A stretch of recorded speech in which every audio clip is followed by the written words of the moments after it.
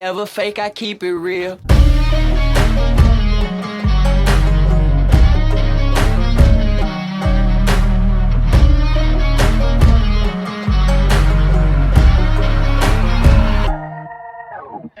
What's up, YouTube? Welcome back to the Coach Plays here, guys. So over the weekend, Jamal Adams gets traded. He did enough complaining, I guess you could say, to get traded. But Jamal Adams over the weekend gets traded to the Seattle Seahawks. And we're going to get into just my reactions to this real quick. When you start talking about winners and losers of this deal, of course, I think Jamal Adams is a winner because he gets exactly what he's been clamming for the whole time, was that he wanted out of New York, he wanted somewhere else, so he wins. But as far as teams, who wins this deal, I feel like I'm going to be kind of on the opposite end of this than what a lot of people are. I tend to say the Jets win this deal. Now, do they absolutely win? No. But here's my reasons for it. Jets are getting a lot of capital back. They get safety McDougal.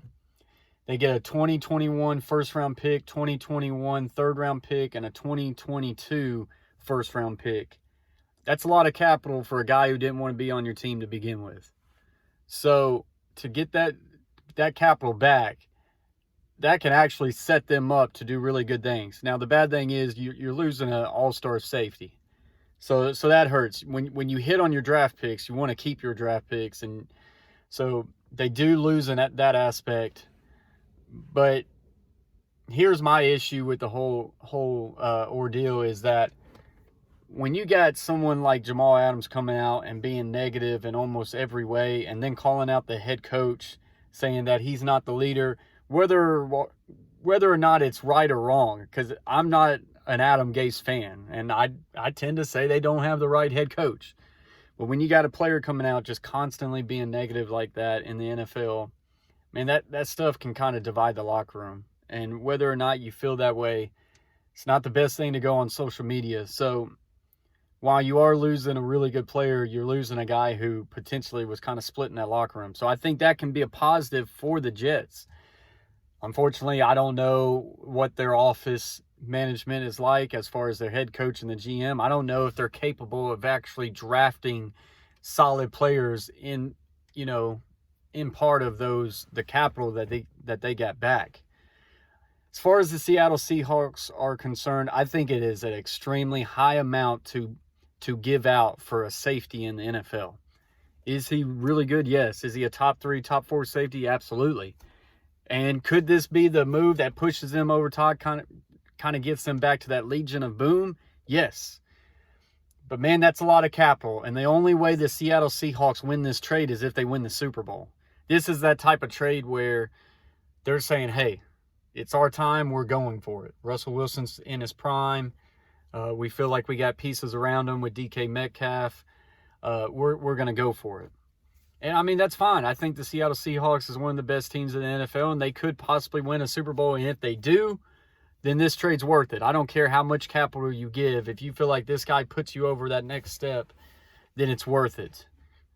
But that's a big if. It's hard to win the Super Bowl. So if I have to lean one way or the other, I go with the Jets because of the type of capital they got for a safety. You don't really normally see that. But then can the Jets turn it around and actually pick good players for their team with those and then develop those players? I don't know. Like I say, I'm not a big Adam Gase fan. But I will say this. One thing when you're looking at this trade, as a Tennessee Titan fan or a fan of the AFC South, you got to just shake your head at the Houston Texans organization.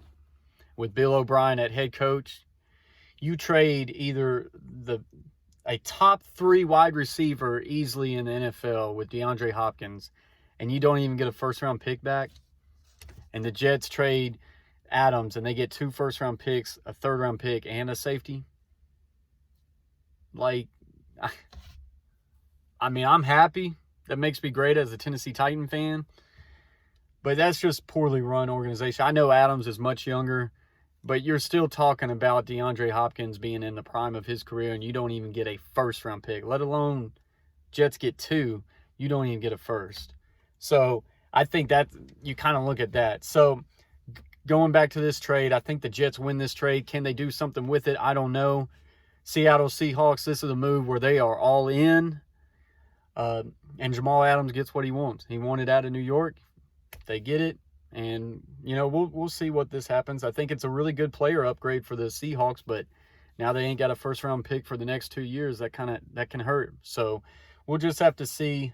Guys, I appreciate you watching. We're going to be live tonight for the Atlanta Braves versus Tampa Bay Rays game. So if you're around, join us for that. Guys, put in the comments right now exactly what you thought about this trade. Do you think it's a good trade for the Seahawks, good trade for the Jets? Do you think no one wins? Do you think they both win? Or do you not really care, guys? But I appreciate you watching. As always, hit those thumbs up. It always helps out the stream. If you haven't yet subscribed to the Coach Plays, considering doing so, guys, we've got a hashtag flight to 3K. Appreciate y'all for the support, getting us to 2K in such a short time, really. And let's see where this thing goes. But anyways, guys, thank you for watching. And until next time, peace!